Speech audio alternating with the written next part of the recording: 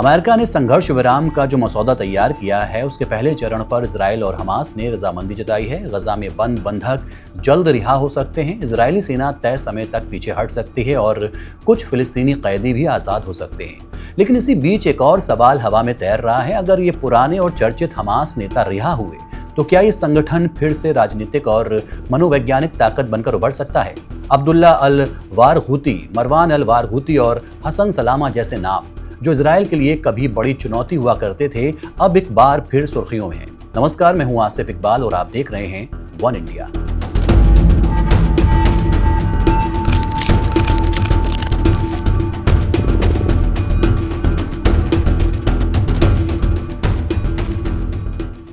Israel और Hamas ने Donald Trump के तैयार किए गए संघर्ष विराम ढांचे के पहले चरण पर रजामंदी जताई है। इस समझौते के तहत गजा में बंदी बनाए गए सभी बंधकों की जल्द रिहाई, इजरायली सेना की एक तय सीमा तक वापसी और कुछ फिलिस्तीनी कैदियों की रिहाई की इजाजत दी जाएगी। अमेरिकी राष्ट्रपति डोनाल्ड ट्रंप ने कहा है कि बंधकों की रिहाई सोमवार तक मुमकिन है। संक्षेप में कहा जाए तो ये समझौता एक अहम कूटनीतिक प्रगति है, लेकिन गजा के राजनीतिक और सुरक्षा ढांचे को लेकर अभी भी कई सवाल बाकी हैं। इसी बीच हमास के एक आला अधिकारी ने साफ किया है कि हमास और इजराइल के बीच संभावित समझौते में कैदियों और बंधकों की अदला बदली की जाएगी और इसकी सूची भी दे दी गई है। इसी सूची के आधार पर रिहाई की प्रक्रिया को आगे बढ़ाया जा सकता है।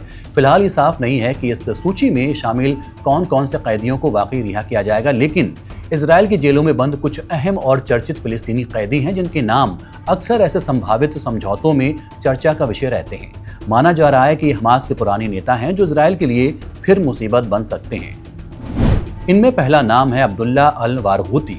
अब्दुल्ला अल वारगूती, जिन पर इजराइल ने 2001 और 2002 में हुए कई आत्मघाती बम विस्फोटों की योजना और तैयारी का आरोप लगाया था, उनको 2004 में एक इजरायली सैन्य अदालत ने 67 बार आजीवन कारावास की सजा सुनाई।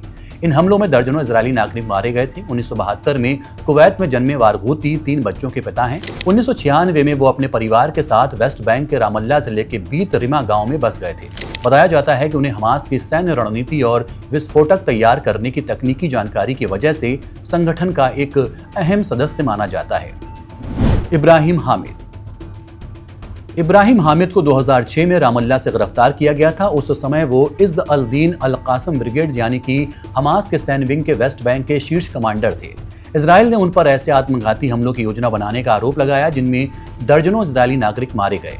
उन्हें एक इजरायली अदालत ने 54 बार आजीवन कारावास की सजा सुनाई। हामिद 8 साल तक इजरायली खुफिया एजेंटों की वांटेड लिस्ट में रहे और उन्हें लंबे समय तक पकड़ना सुरक्षा एजेंसियों की सबसे बड़ी चुनौती माना जाता था। हसन सलामा। गजा पट्टी के खान यूनिस शरणार्थी शिविर में 1971 में जन्मे हसन सलामा ने 1996 में इजराइल में हुई आत्मघाती बम धमाकों की सीरीज में अहम भूमिका निभाई थी। इन हमलों में दर्जनों इजरायली मारे गए और सैकड़ों घायल हुए थे। इजरायली अदालत ने उन्हें 48 बार आजीवन कारावास की सजा सुनाई। सलामा का कहना था कि ये हमले 1996 में हमास के प्रमुख बम विशेषज्ञ हय्या अयाश की इजरायली कार्रवाई में हुई हत्या के जवाब में किए गए थे। उसी साल उन्हें वेस्ट बैंक के हेब्रोन शहर में गिरफ्तार किया गया था। मरवान अल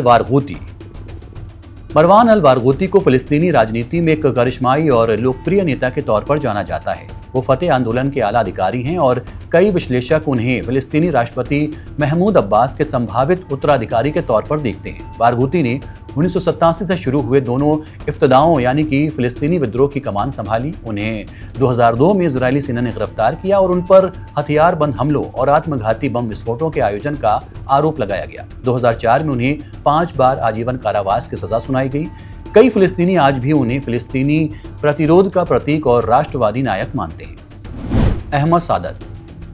Ahmad Saadat Popular Front for the Liberation of Palestine के नेता हैं। इजराइल ने उन पर 2001 में इजरायली पर्यटन मंत्री रेहवाम ज़ेवी की हत्या का आदेश देने का आरोप लगाया। इजरायली कार्रवाई से बचने के लिए सादत ने यासिर अराफात के रामल्ला मुख्यालय में शरण ली थी। 2002 में फिलिस्तीनी अथॉरिटी के साथ हुए एक समझौते के तहत उन पर फिलिस्तीनी अदालत में मुकदमा चला और उन्हें अंतर्राष्ट्रीय निगरानी में फिलिस्तीनी जेल में रखा गया। लेकिन 2006 में विदेशी पर्यवेक्षकों के हटने के बाद इजरायली सेना ने जेल पर छापा मारा और सादत को हिरासत में ले लिया। बाद में एक इजरायली सैन्य अदालत ने उन्हें 30 साल की कैद की सजा सुनाई। भले ही हमास ने अपने इन नेताओं की रिहाई की बात रखी हो, लेकिन इजराइल इनकी रिहाई के खिलाफ है। इजराइल जानता है कि हमास के नेता उसके लिए भविष्य में कितनी बड़ी मुसीबत बन सकते हैं। अगर इन कैदियों की रिहाई होती है तो ये हमास के लिए राजनीतिक और मनोवैज्ञानिक तौर पर बड़ी जीत होगी, लेकिन इसे नई सैन्य शक्ति के रूप में उभरने में समय और जमीनी हालातों का साथ दोनों लगेंगे। अंतर्राष्ट्रीय दबाव और इजरायली प्रतिक्रिया इनके पनपने की रफ्तार को धीमा कर सकती है, लेकिन जनता के दिलों में हमास का मनोबल और बदले की भावना जरूर मजबूत होगी।